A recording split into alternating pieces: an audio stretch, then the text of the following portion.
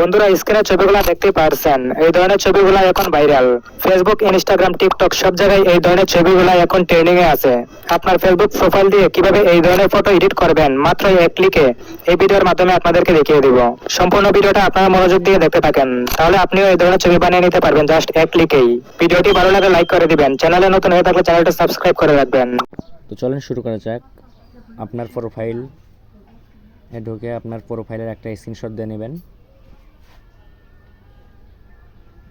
দেন আপনার ফোনের chat GPT বা জেমিনি অ্যাপস থাকলে জেমিনিতে আমি ঢুকলাম।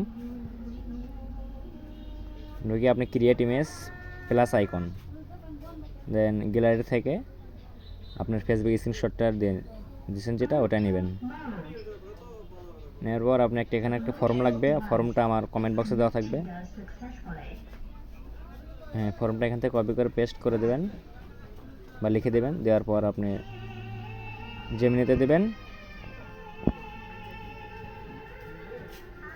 এখন কিছুক্ষণের মধ্যে একটা পিক দিয়ে দেবে, সুন্দর পিক। এই তো হয়ে গেল আপনার প্রোফাইলের ভাইরাল নতুন ট্রেন্ডিং পিক।